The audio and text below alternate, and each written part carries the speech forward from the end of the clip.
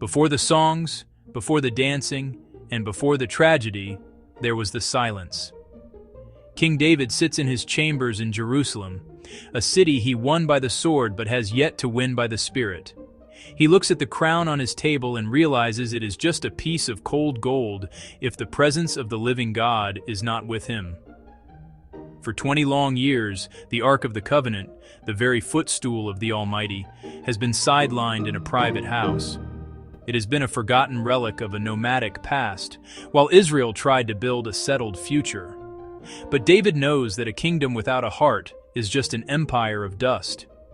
He summons his inner council, his voice echoing with a new, burning ambition. "We will not leave the glory in a private home any longer," he declares. He dreams of a capital that isn't just a military stronghold, but a dwelling place for the Most High.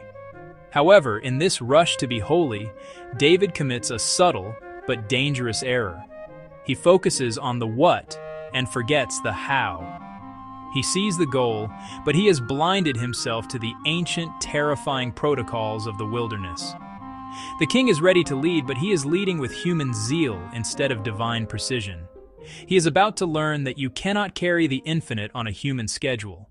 To move the massive golden ark, David looks to the modern technology of his age, rather than the dusty scrolls of the law.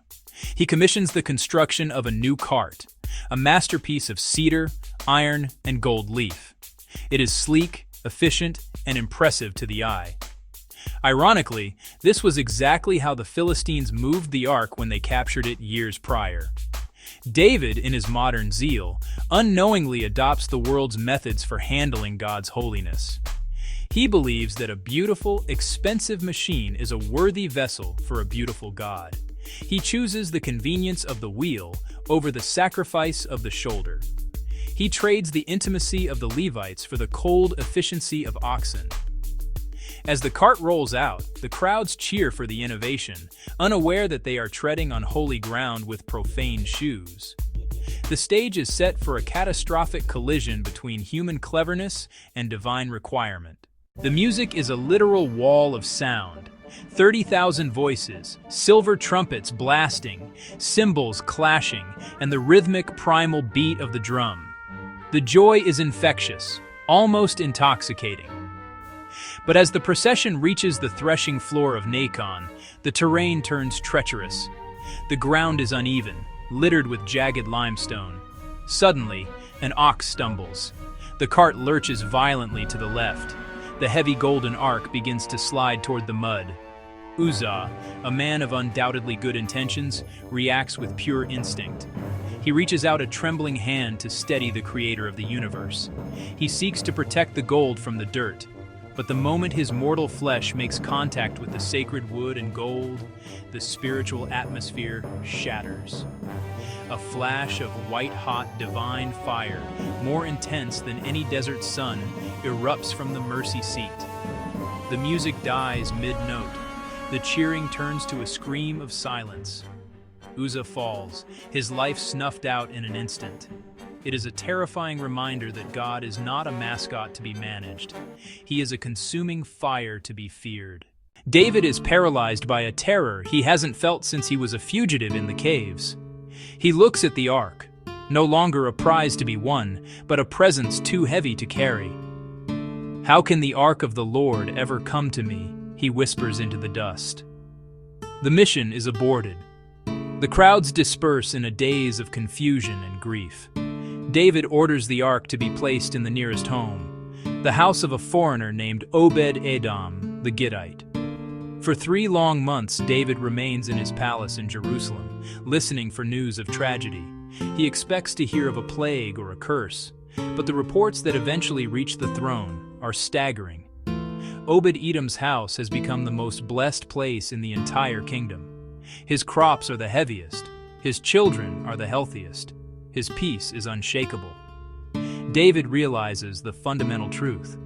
The ark didn't kill Uzzah because it was a weapon of malice, but because Uzzah approached it with casual familiarity.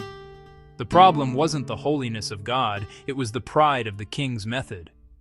The night before the second attempt is one of deep, agonizing preparation. Outside the house of Obed-Edom, the camp of the Levites is a sea of flickering torches and whispered prayers. There is no bravado tonight. There is no talk of new carts or modern ways. Instead, the priests move with the slow, deliberate care of men who know they are standing on the edge of a volcano. They scrub their hands in the ritual basins until their skin is raw. They inspect the acacia wood poles, ensuring every inch of the gold overlay is perfect. They recount the stories of their ancestors, of the fire at Sinai and the glory in the tabernacle. They realize that to carry the ark is to carry the weight of heaven itself. David walks among them, his royal robes replaced by a simple tunic, his eyes reflecting the firelight. He is no longer commanding a parade, he is preparing a sacrifice. The silence of the night is broken only by the crackle of the wood and the rhythmic chanting of the psalms. They are ready to be the bridge between the earth and the divine. The second attempt is not about speed, it is about sacrifice. There is no cart, there are no shortcuts. 6 Levites, their faces set with holy awe, lift the golden poles onto their shoulders. They feel the physical weight, but they also feel the spiritual gravity.